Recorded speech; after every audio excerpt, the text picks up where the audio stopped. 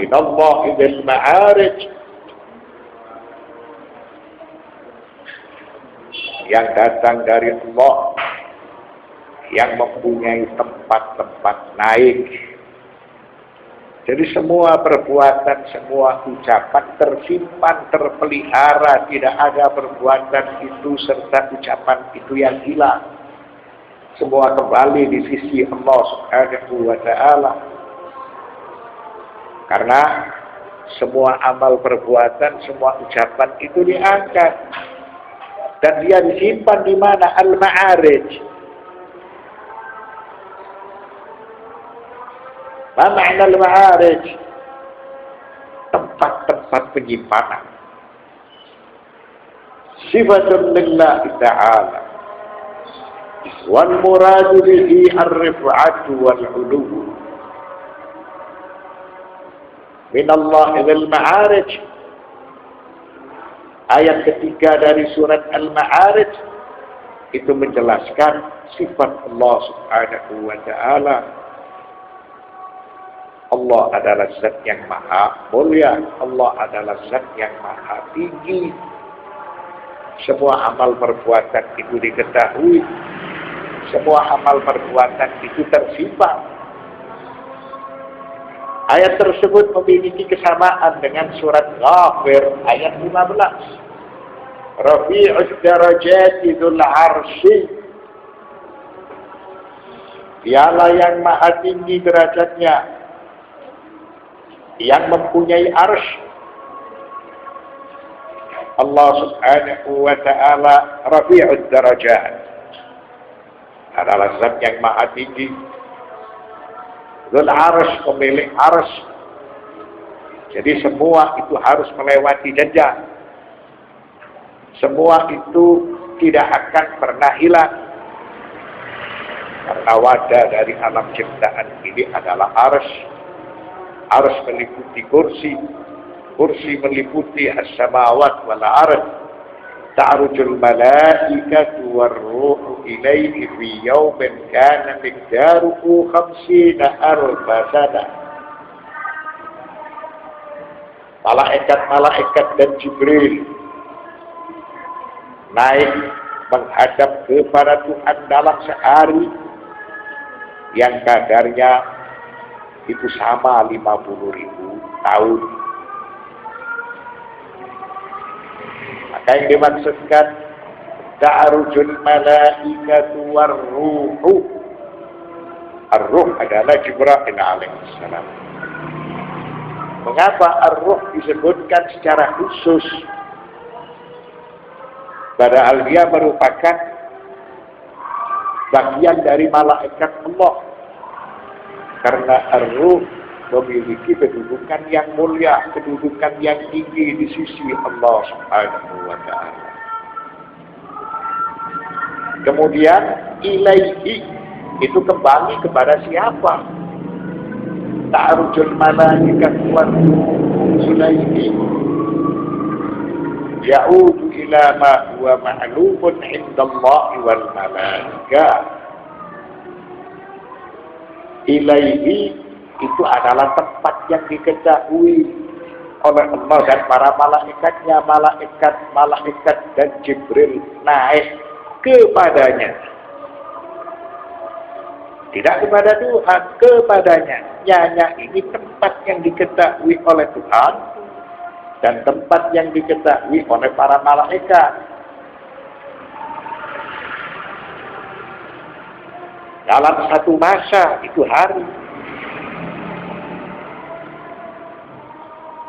yang kadarnya 50.000 tahun. Jadi masa diartikan hari. Ditempuh membutuhkan waktu 50.000 tahun. Tentunya 50.000 tahun ini sebagai bahasa kiasan menunjukkan perjalanan itu jauh. Perjalanan itu panjang.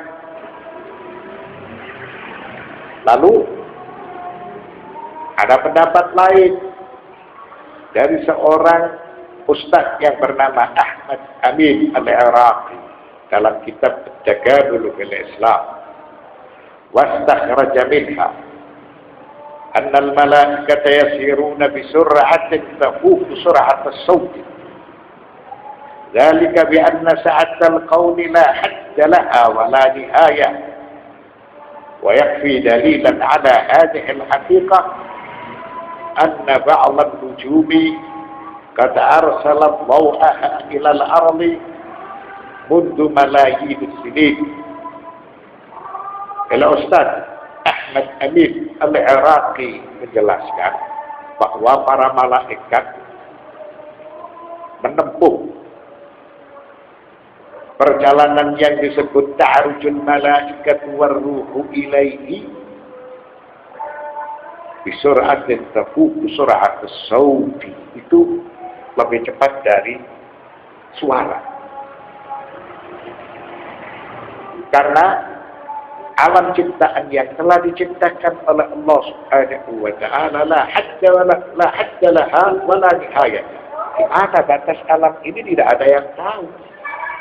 Karena alam ciptaan yang diciptakan olehnya hanya Dia yang mengetahui. Wa yakfi dalilan ala hadhihi al-haqiqati anna ba'd an-nujumi qad arsalat daw'aha ila al-ardi mundu malayin as-sinin. Bukti yang lain bahwa sebagian bintang ia telah memancarkan cahayanya ke bumi sampai miliar tahun pun juga belum sampai ke bumi. Ini menandakan alam ciptaan yang telah diciptakan oleh Allah hanya Dia yang tahu. Pancaran cahaya dari bintang tersebut sudah memiliki miliar tahun belum juga sampai ke bumi.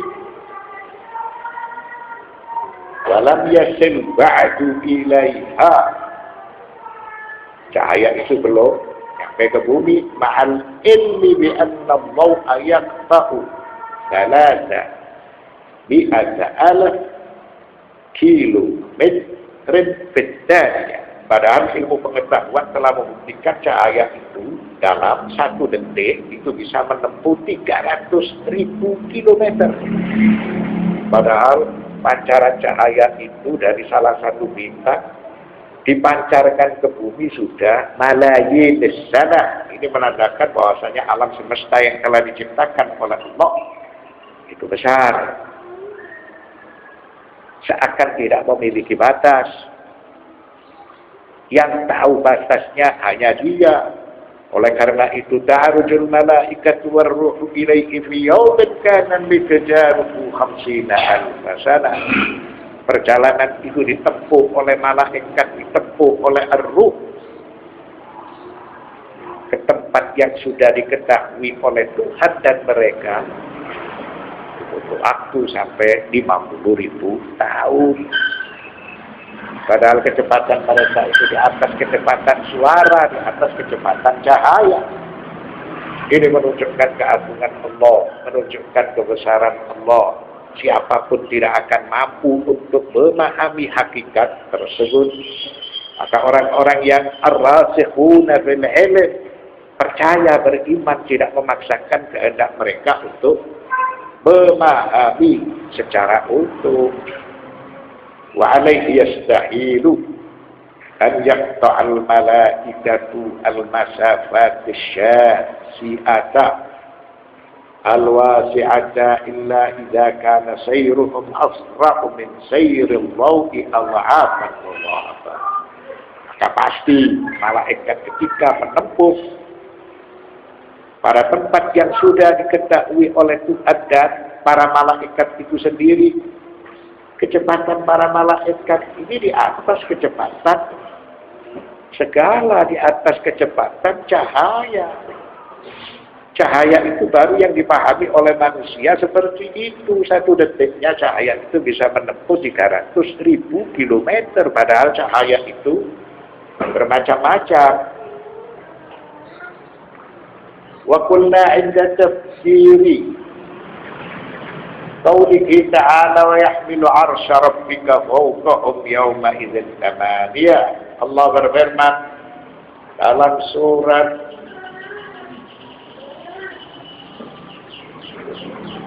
Al-Haqqah ayat 17. Yahmilu arsya rabbika fawqahum yawma idzin thamaniyah. Dia menjelaskan tentang masalah malaikat juga, bahwa mereka memikul arsy Tuhannya pada 8 sudut. Inna hadzal mawdu'a wa ma ilaihi la yathbutu illa bin nass as-sarih alladhi yufidu al-qat'u wal jazmu wa la yaqbalu at-ta'wila bihalin. Maka ayat-ayat seperti ini disebutkan dalam Al-Quran secara jelas dan nyata. An-nassus sarih tidak lagi bisa diartikan dengan arti yang lain. Ini semata hanya menunjukkan kebesaran Allah, keagungan Allah, bahwa Allah Subhanahu wa ta'ala tidak akan bisa dikenali zatnya. Alam ciptaan yang telah diciptakan olehnya ini sudah memiliki makna yang dahsyat.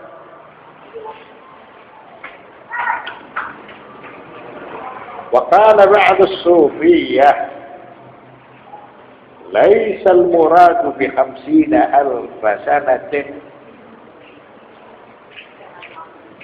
as-sanawatu allati na'rifuha, bal al-muradu al-afwar wal adwar. Menurut pendapat sebagian ulama tasawuf, bukanlah yang dimaksud 50.000 tahun seperti hitungan manusia, akan tetapi yang dimaksudkan adalah al-atwar wal adwar. Itu menunjukkan alam-alam yang lain. Bahasanya itu semua dilewati oleh mereka bukan menunjukkan bilangan waktu, akan tetapi menunjukkan proses berbagai macam kejadian. Lalu menurut pendapat sufi yang lain, inna ayyamallahi hiya kama yasha. Wa in syaa ja'alaha alfan wa in syaa ja'alaha alafan wa malayi. Masa di sisi Allah Subhanahu wa ta'ala itu sesuai dengan keinginan Allah, sesuai dengan kehendak Allah. Apabila Allah menghendaki, masa itu bisa memiliki arti 1000, bisa pula memiliki arti malayi. Karena itu semua hanya menunjukkan keagungan Dia, kebesaran Dia. Jadi ini termasuk al-ghaibul mughayyab, wa hadza ghaibun fi ghaibin wa nahnu ghairu mas'ulina an ilmihi amam Allah. Maka ini urusan tidak hanya ghaib,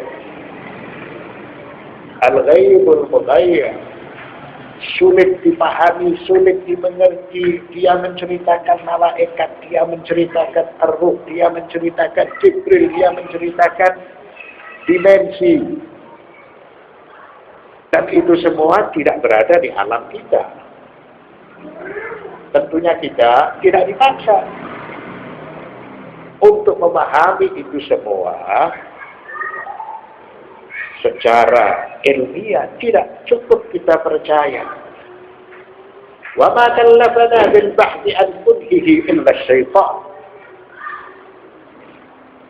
Apabila kita dipaksa untuk mengetahui hakikatnya bagaimana, maka itu semua akan diberi pengertian dengan syaitan.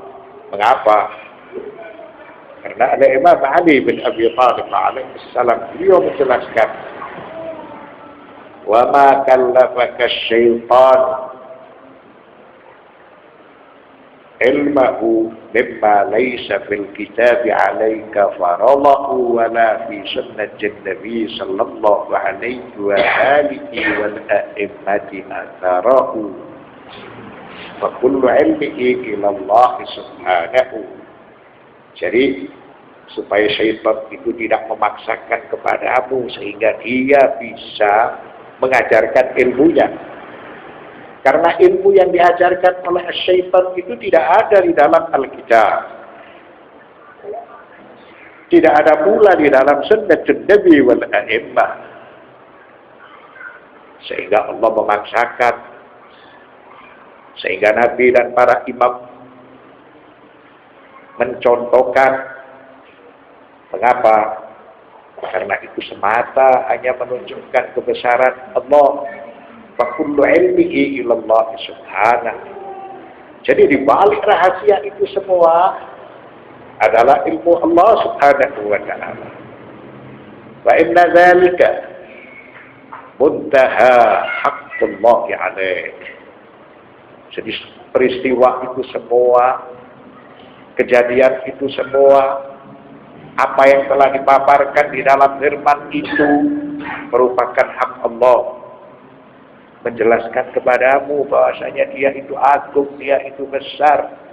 Sehingga manifestasi dari keagungannya, kebesarannya, dia cerita tentang masalah ta'arujul malaikatu warruhu ilaihi fi yaumin kana miqdaruhu 50,000 sanah. Wa'lam anna ar-rasikhina fil ilmi humul ladzina aghnahum an iktiham bis-sudadi al-maghrubati dunal ghuyub. Maka orang-orang yang dikategorikan ar-rasikhun, berilmu, jadi mereka tidak akan melelahkan diri mereka untuk memahami sesuatu yang bersifat al-ghaibul mughayyab, sesuatu yang gaib, sesuatu yang pelik. Mereka hanya percaya, beriman.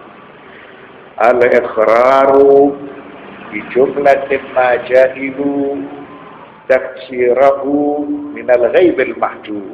Ar-rasikhun percaya, beriman apa-apa yang mereka tidak ketahui dari rahasia-rahasia al-ghaib, yang sengaja masalah itu tidak akan dipaparkan kepada manusia biasa. Faqad Allahu i'tirafahum bil 'ajzi an tanawuli ma lam yuhitu bihi ilma. Dan Allah Subhanahu wa ta'ala memuliakan mereka ketika mereka ar-rasikhuna bil ilm mengakui atas kelemahan diri mereka untuk memahami rahasia-rahasia al-mughayyabah yang mana itu hanya diketahui oleh Allah Subhanahu wa ta'ala. Wa sama tarkuhum at-ta'ammuqa fi ma lam yukallifu al-bahtha an kunhihi rusukhan. Sengaja ar-rasikhuna fil ilm tidak memaksakan kehendak, tidak terlibat dalam urusan-urusan itu. Mengapa? Karena itu bukan menjadi taklif. Itu tidak akan dipahami, itu tidak akan dimengerti. Oleh karena itu, faqtasara ala dzalik. Wala tuqaddir 'azamatallahi subhanahu ala qadri 'aqlika fatakuna minal halikin. Maka cukup apa yang telah dijelaskan di dalam firman itu adalah benar, dan dia tidak membatasi keagungan kebesaran Allah Subhanahu wa ta'ala dengan batas akalnya. Akibatnya, apabila keagungan Allah, kebesaran Allah itu hanya dibatasi oleh kemampuan manusia, fatakuna minal halikin, maka manusia akan binasa. Wa sallallahu ala sayyidina Muhammadin wa ala at-tayyibin at-tahirin walhamdulillahi rabbil alamin.